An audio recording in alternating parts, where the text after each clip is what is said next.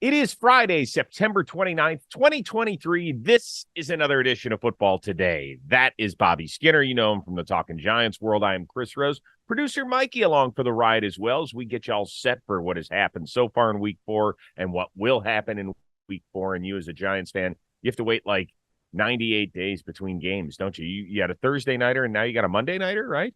Yeah, they've done that to us a few times over the years too, which is very weird. I remember they did that to us in 2020 and I believe 2021 as well. Um, but I'm just glad. I think this is one of the best Sunday slates of the season, so I'm just glad I can just watch it and enjoy. Okay. We will get to that momentarily, but let's start with how they kicked off week 4 Thursday night up at Lambeau. And speaking of kick, that's exactly what the Lions did to the Packers, particularly in the first half. They hang on and win 34-20 is your final. So Detroit now with a pair of impressive primetime wins. They're 3-1 overall. With a rather weak NFC North, Bobby, can Detroit stack wins kind of like Philadelphia did last year and perhaps even get the top seed in the conference? Now, their division, they've essentially already won it with the Vikings. Even if the Vikings were to win 1 or 2 games against them, they've started 0-3. Now, I don't think they can win the conference. I think from the 49ers 3-0, Eagles 3-0, Cowboys 2-1. You know, they could be above the Cowboys, but they've clearly wrapped up that division. Not wrapped it up, right? That's a little early, but they look like clearly the class of the division, and it's not close.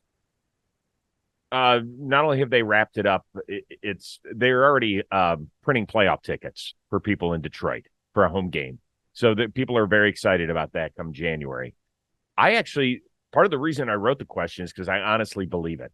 And I said the same thing about Philadelphia a year ago. And then I didn't realize how deep the division ended up being, right? I think Dallas was a really good squad and the Giants had a fantastic year.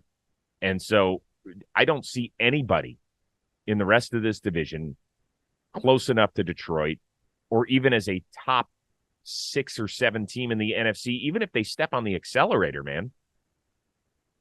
Yeah, I think the Vikings can still put up points, right, offensively, and they've done that. Yeah.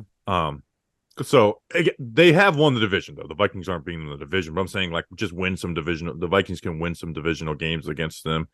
So they're what? The Lions are 3-1 now. Mm-hmm. They lost to the Seahawks, who again are in the same conference.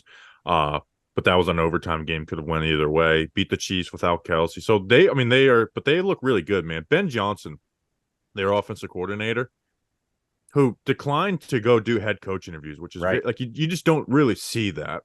I really like him, man, because he's not doing the craziest stuff in the world, but he's doing simple stuff and taking advantage of the team. Like that Amon-Ra St. Brown touchdown on the hitch and go. Odell actually did that on Monday Night Football versus the Bengals way back in the day. I saw people comparing it. Like just good on knowing, hey, the Packers play off. They want to get aggressive out of it and then doing that. And then there was actually a play that I love that they didn't end up scoring on. It was that 3rd and goal early in the game when the Packers took the penalty and put on the 9-yard line. They get in 5 wide and Goff doesn't throw it, but Reynolds is wide open for a touchdown. And they know that Amon-Ra St. Brown is going to get the attention, so they switch their release, and he gets doubled, and he's open, and they just don't throw it. So I just think they do a lot of good things. And Sam Laporta, by the way, too, I think he's a beast. He's a real value add. I mean, I think he was leading the NFL in tight end yards coming into this game. He had another, 50-something, and he had a drop, too, which would have put him at, 70. Yeah, I think Ben Johnson has been getting the best out of Goff and that crew. And he knows how to play to his personnel. And that's what I like the most in coaches, like who know how they don't just have their scheme, they know how to play to their personnel. Yeah, we'll just wait until they unwrap Gibbs, too, because it just feels like they're slow playing him. And at some point, they're going to say, all right, go get him, kid. That's why we were all high-fiving and jumping around and all sorts of stuff on draft day. Speaking of which, go back to their drafts in 2021, 22, and 23, and look at the way this team has been built, right? Amon-Ra in 21. Penei Sewell was their first pick. Aleem McNeil is a starter. Barnes, and they got Jacobs, who had 2 interceptions last night as an undrafted guy. A year later, Hutch was obviously the guy that they got because the Jags didn't want him for some ridiculous reason. They got Kirby Joseph, Houston. They're both banged up right now. So those are guys that were contributors last year on defense. I know it was a porous defense, but still they kind of flashed at times. And then this past year, you're talking about Gibbs, Jack Campbell, Laporta, and Brian Branch in the first two rounds. Hopefully Brian Branch is healthy. Him falling to the second round was insane to me. Yeah. It was like, once again, the NFL overthinking it. Was like, safety is the ultimate, like, your play speed is so much more important than your time speed, because it's it's a reactive position, and you have to know what's coming. And Brian Branch was he was the smartest defensive player in college last year with what he was able to do. Now what they did, but the Lions still have these weird picks, right? Like, they traded up for Jamison Williams, who not only is suspended, like, they don't like him there, right? And they're gonna put on face, but they behind the scenes don't love him. They had with Swift. I don't know if was this organization, right? Was Swift before them? I think this was his fourth year, so I would say okay. No. So no, but 2020. But again, and then Jahmyr Gibbs, where it's like, you traded up to 12 for this guy, and you're not playing him, and he's producing when he's on the field. But right. So it's like, it's not a shot at Jahmyr Gibbs, but it's like, if I just feel like there could have been better resources for that pick number 12 for them. But he's so much more explosive than David Montgomery. I get it. He had 141 total yards. But you say they're going to eventually use him. The Lions have shown that they might, like, I don't think it's a guarantee that they do either, right? Like, they're already out on Jamison Williams, no matter what Lions fans tell you. Behind the scenes, they aren't happy with him. Like, I don't know if I'm not predicting it, but to me, it's not a guarantee that by the end of the year, Gibbs is taking the majority of the snaps. In fact, I would think Montgomery probably does. Okay. Well, you can have great. If you want to have a guy that's 3/4 of a step slower than the dude that you were so excited to draft. I agree. They should. I want to see him play a little more too, but I think they're clearly the NFC North number one. Yeah. And I think capable of doing some damage in the playoffs too. Like, I don't think this is just a we're happy to be here team. I think this is a team that can do damage in the playoffs. I will leave you with this to get us back to the original question: is can they stack enough wins? I looked at their schedule. There's only going to be 2 games where they are heavy favorites the rest of the way, in my opinion, depending how things shake out with injuries. That's week 7 at Baltimore, and I wouldn't even call them a heavy favorite there, but they're underdog. I'm sorry, underdog.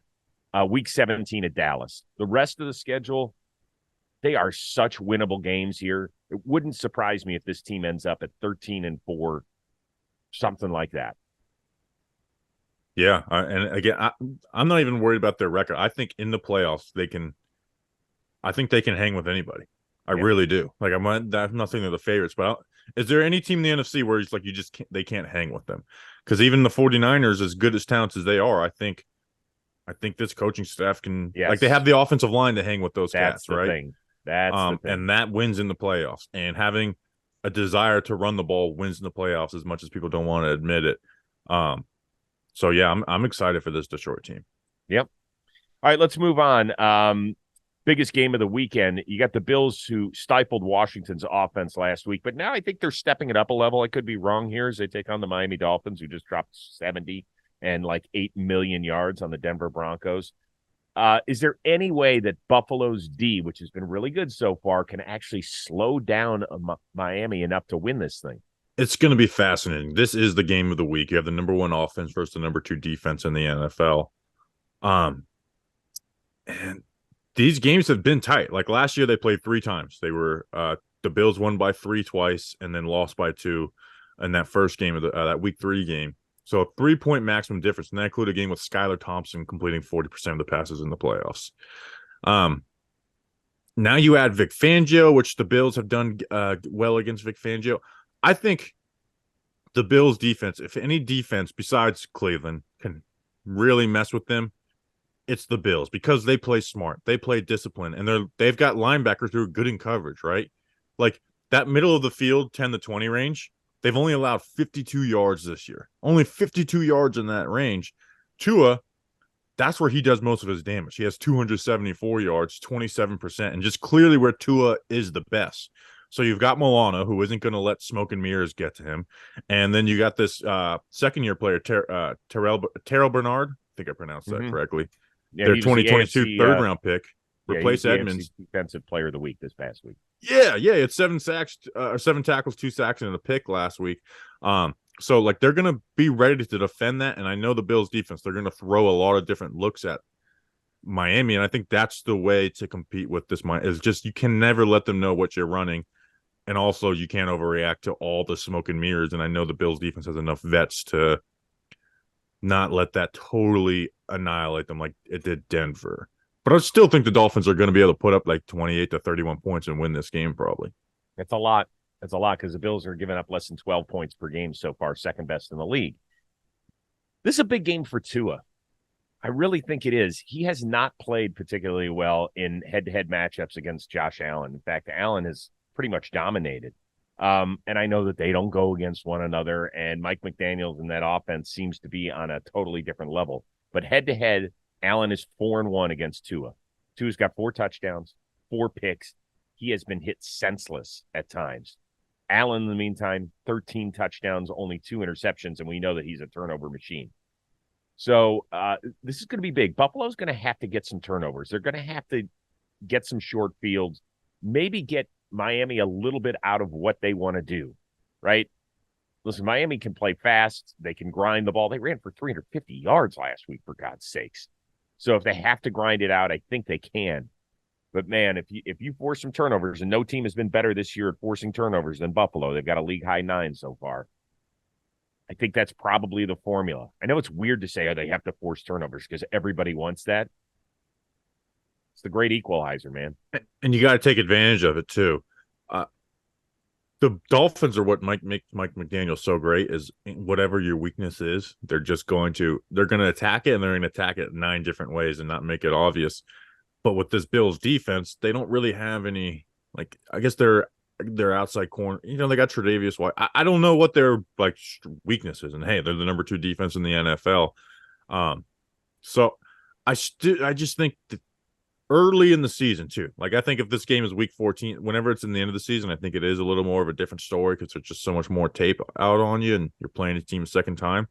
But I think Mike McDaniel's going to have enough. I think the Dolphins win this game probably only by 3 points, and there, and with on the flip side, Allen's got to be patient, right? You're playing this Vic Fangio defense. They're not going to let you create the explosive plays, and Allen has been. They've been running the ball a lot more in Buffalo this year, so you kind of got to like just play patient. Don't have those back-breaking turns like he did versus the Jets. You can't do what he did versus the Jets. Just be patient.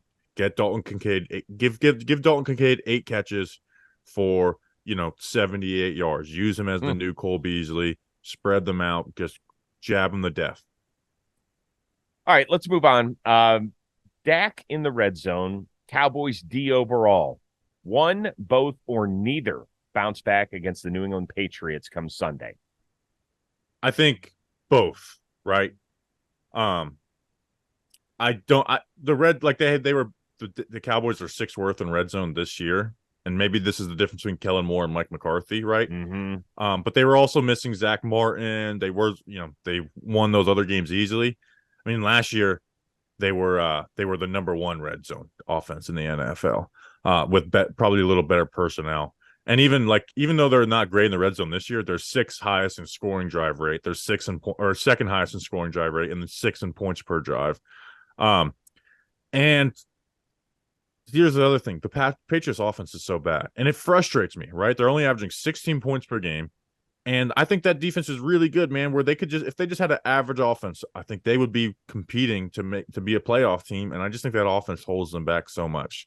So for Dak, it's just watch out for Kyle Duggar. They're going to throw a bunch of different looks at you and confuse you. But I think even if the Cowboys offense doesn't have a great game, this is a win for the Cowboys. Okay, so I am worried about the Cowboys' red zone offense. And this week, Mike McCarthy got a little squirrely.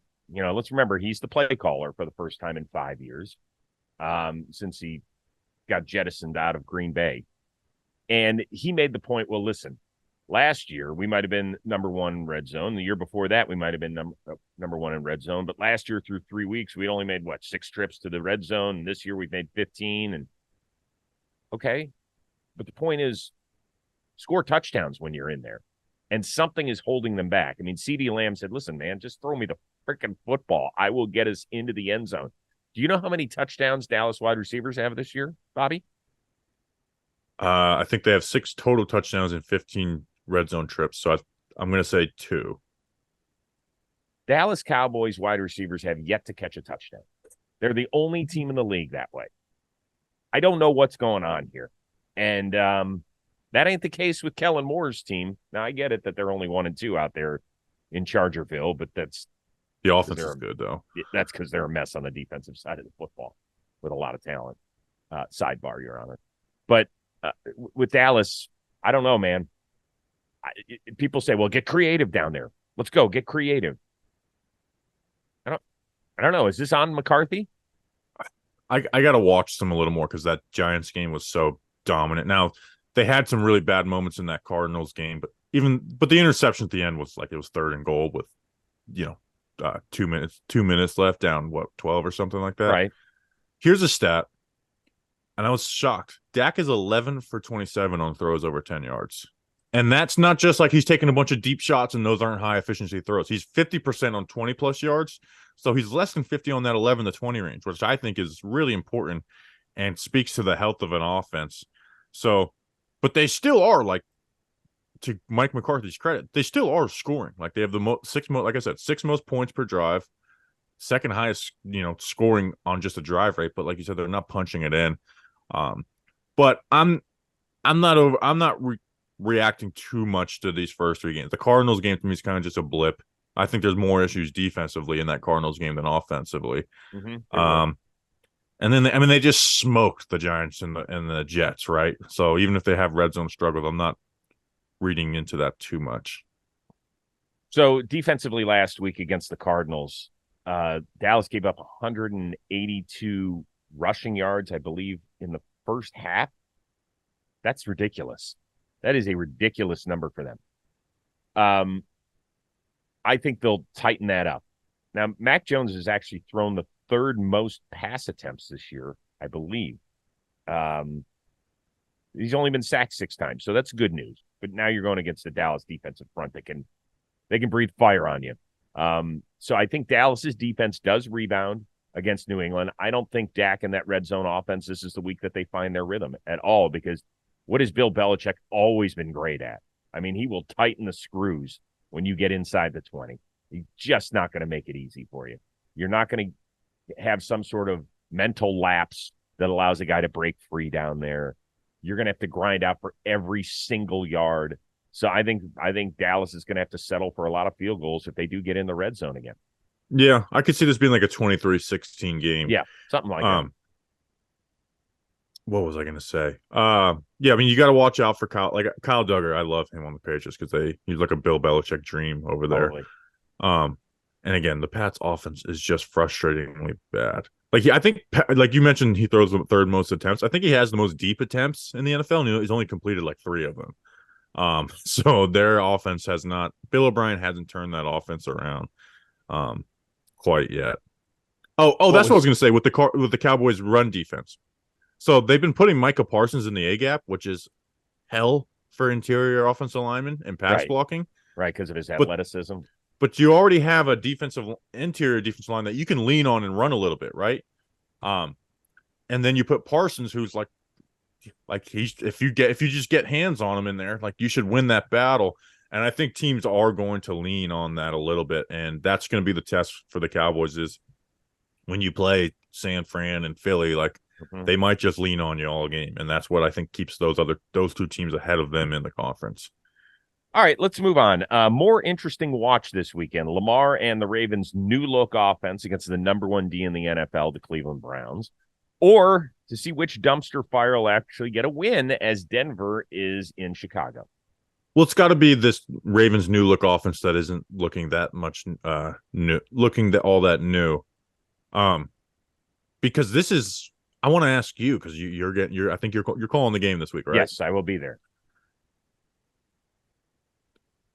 The Browns, like, Mike McDonald and that Ravens defense is humming along, right? So I don't see the Browns having a great offensive game. But if there's any team these first 4 weeks that can put up some points on them, it's the Ravens. But at the same time, Lamar's been a disaster under pressure this year. But they haven't been under pressure much. Like, I think this could be like a 13-9 game. Like, because I just can't trust the Browns offense to put up enough points against the Ravens defense. I think that's fair. There's a few things to watch here. As of the taping of this show, we don't know about Deshaun Watson's practice availability on Friday, but he really did not throw on Wednesday and Thursday. He was nursing a bit of a shoulder. Browns say he's going to be out there, but you miss a couple practice days. That's something to at least note there. The Browns never move the ball great against the Ravens defense, and the Ravens are getting back Marcus Williams. I don't know how. I mean, Birkin had a pec injury in week 1. Like a pec injury, that sounds horrible. Usually that's a thing that knocks you out at least half a season, if not longer. And he's missed a couple of games and he's back. That is a huge, huge addition. I don't know if Marlon Humphrey's going to be back quite yet.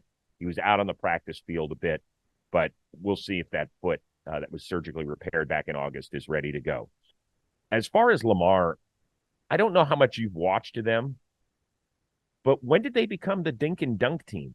Like, I thought with this 4 number 1 picks at wide receiver, and with Zay Flowers here now, and with Mark Andrews working the middle of the field, and Todd Monken's offense, they were supposed to be zinging it all over the place. Every time I see a guy catching it, it's for 4 yards. Yeah, I don't know exactly what to put on that, but I don't know. I don't know why they've been there. But Odell's been banged up, and he's not the same dude he once was. Right. And I think they see Zay Flowers, and yeah, Zay Flowers can be a deep threat, but I think they view him as like, hey, this guy's going to get open quick, win at the release, and going to keep us efficient. They've been running the ball halfway decent, and I mean, Mark Andrews isn't catching like 40-yard passes, so I think they're kind of coming to grips with their personnel and trying to get something that's maybe a little more sustainable throughout the season. Because the Ravens have also started hot, creating explosive plays, and then as the year kind of goes along, they're not doing the same thing. But I will say this: Lamar Jackson has had his most productive games against the Cleveland Browns in his career. He's 6-3 there as a starter. He has left a couple of games a little banged up. So we'll see how that goes. And the Browns have never been able to exert this type of pressure on him, right? If you get it right in his face before he can get out and start making plays like nobody else can at his position, it's going to be okay for the Browns. I think there's going to be a defensive touchdown in this game, and whoever gets that is going to win the game. Yeah. The Browns defense has only given up 1 touchdown. Their offense has given up 2 this year. 0 red zone touchdowns for the Browns defense. But here's the thing is the Browns, they played a pretty simple defense in Tennessee last week where the Ravens are going to throw a lot at you, and they're going to try and bait you into thinking your bread and butter's there, and it's not going to be there. Like they had a beautiful interception versus Joe Burrow in the red zone a couple weeks ago, right? With Geno Stone. And then last week, Kyle Hamilton had 3 untouched sacks. Just kind of knew how they ran their protection, where they put the running back, and he comes from the backside. And so if Watson, who holds onto the ball quite a bit, they're gonna try and find some issues that they can take advantage of. And I don't think they're gonna let Amari Cooper beat them, which is I feel like the entire Browns offense is throw the ball to Amari Cooper, especially with Nick Chubb out. And Roquan's a beast. Clowney's actually been playing really good for them too. Really well. So I think this is 2 really good defenses. And if you ask me which offense I would pick, I'd pick the Ravens. So I think the Ravens slightly pull this out. But I'm rooting for the Browns because I'm so, not just because of you, but I'm like so in love with this defense. I want this defense to be an all-timer. I want them to be able to win games without their offense needing to score 16 points. Yeah.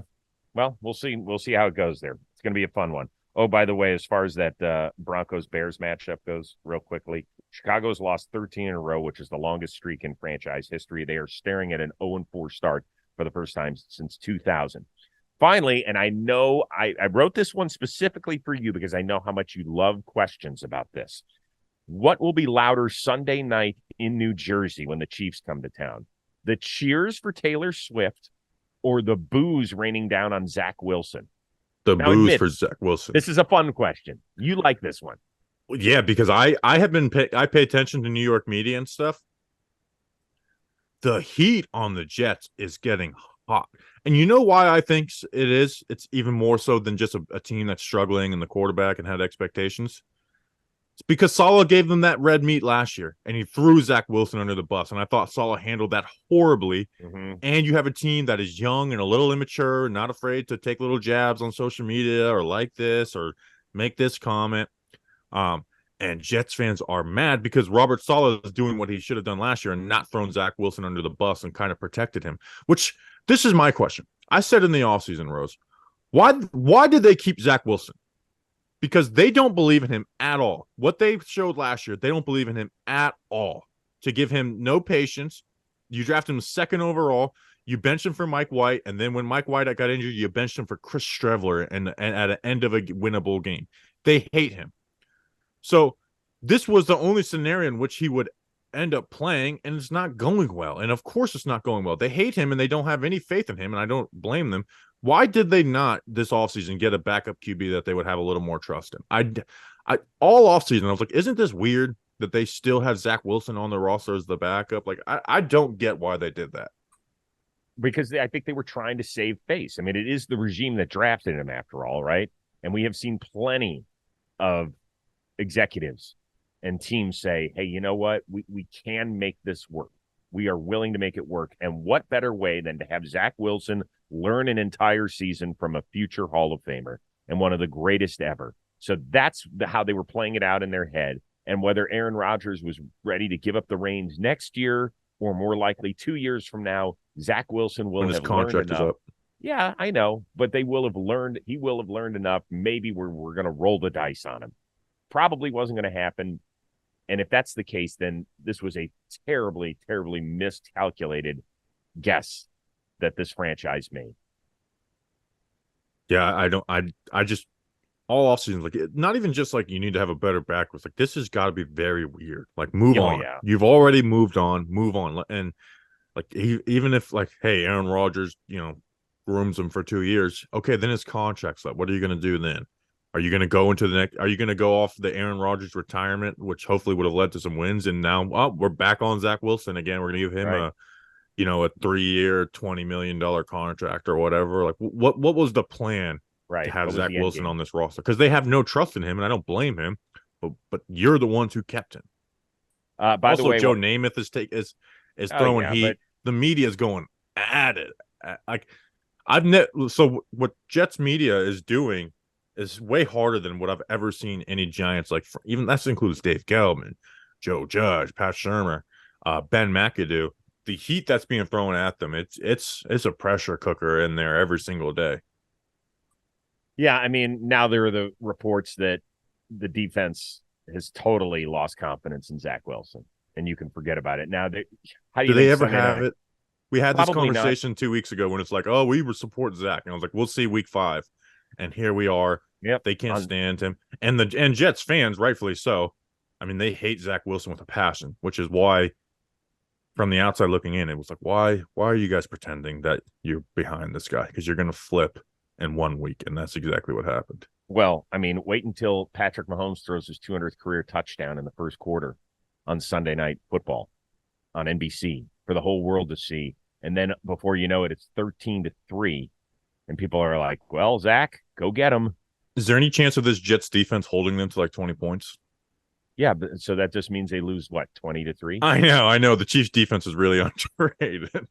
I mean, this is going to be ugly. It's going to be worth watching Sunday night just to see the shit show that it's about to turn into. So we'll see.